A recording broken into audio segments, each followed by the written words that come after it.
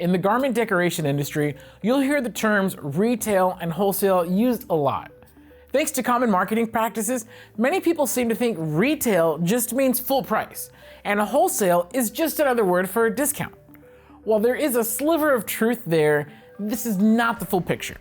So what do these terms actually mean? You might even be wondering why it even matters for your small business. Let's take a closer look at retail versus wholesale, pinpointing their key differences and some tips when targeting either market. Before we talk about retail versus wholesale for your business, let's cover the differences between wholesale and retail when sourcing your materials. Talking about t-shirts. If you're buying your blank shirts at Walmart, Michael's, or your local t-shirt depot, you're buying retail. If you have an account with companies like SNS Activewear, Sanmar, or Alpha Broder, and others, you're buying wholesale. The big advantage to sourcing your blanks from a wholesale supplier is the price break. Wholesalers have special pricing on popular brands like Gildan, Bella Canvas, Next Level, and so much more. You can get top quality blanks for much less than what you would pay purchasing on Amazon or other big box suppliers. Another big indicator of retail versus wholesale is sales tax. In general, paying sales tax means it's retail. Wholesale usually does not charge sales tax. This is because in most states, you're exempt from paying sales tax on items that are going to be resold with the proper permits and documentation. But it's not just a discount. You're also required by law to collect and remit sales tax when you eventually sell your finished products. For more information, just Google resale tax exemption in your state, and that should give you the link to the proper government entity in your state. Now, it does vary state to state, so I'm not going to get into specifics in this video. I will say that where I live, the average sales tax rate is between 8 and 10%, California.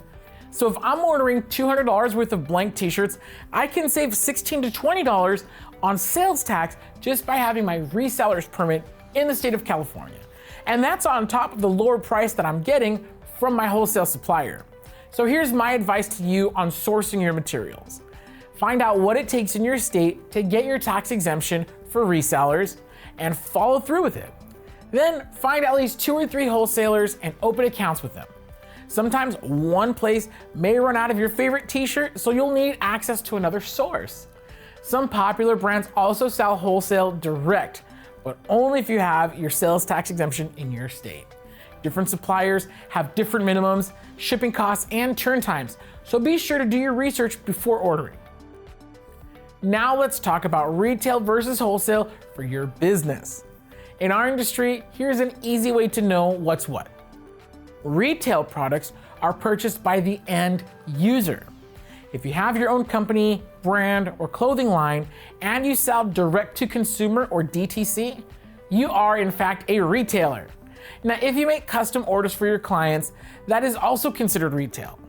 There are different ways of selling DTC, but in our industry, the most popular methods are going to be through Etsy, your own website, in person at pop-up shops or events, and sometimes even through DMs on social media. A big advantage to selling retail is going to be your profit margin. Because you're the maker and the seller, there's no middleman marking up your prices or cutting in on your margin. Your customers get the best price possible, and you make the most money per item sold. The downside is that you're responsible for all of your own production, fulfillment, marketing, and customer service. So you are going to have to work for that extra margin. Wholesale products are purchased with the intention of being resold, usually in bulk. If you are taking large quantity jobs, if your customers sell your products to their customers, or if you have a brand or clothing line and sell to stores who then sell your product, you're a wholesaler. Of course, there are exceptions to what I just said, but these are generalities. A lot of the work in wholesale is going to be sales. Instead of selling your products to people or individuals, you have to sell to stores. If you're just getting started as an independent maker, it's probably best to start by targeting independent shops. Boutiques, skate shops, sneaker shops, and gift shops are great places to start. You'll be selling at a lower price per piece than retail, but the benefit is that you're selling more items in one shot thanks to something called minimum order quantity, or MOQ. This is the minimum amount of items a store needs to purchase in order to get a discount. There's way more to talk about that's not going to fit in this video, but here's a quick example of what I mean. Let's say you have an MOQ of 10 at $14 per tee. That's a $140 order in one shot. Each shirt might only cost $4 in materials, so you just made $100 in one order. That's it. You don't have to ship 10 different orders to 10 different people and get 10 different inquiries of, when's my order gonna arrive? As your brand grows and develops a following, it'll be a lot easier to get your line sold in even more stores and possibly even chains and major retailers. As your orders get bigger, the cost per piece will go down, but your overall revenue will go up. When wholesaling, you have to consider that many larger businesses operate on net terms. This means you may not get paid until 30, 60, or even 90 days after fulfilling your orders.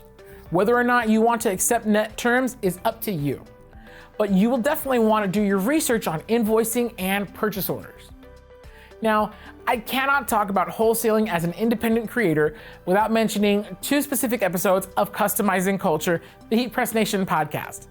Go listen to episodes 9 and 10 with John Phenom and Izzy Clark, respectively. They share their stories and bring some great, fantastic insider information on selling wholesale as an independent creator. The links to each episode are in the description below. Trust me, this could very well be the inspiration you've been needing to start wholesaling your products. We'd love to hear about what method you prefer for selling your products. Let us know in the comments below or over on our Facebook group, Heat Press Nation Creators. For more Heat Press content, be sure to subscribe here on YouTube.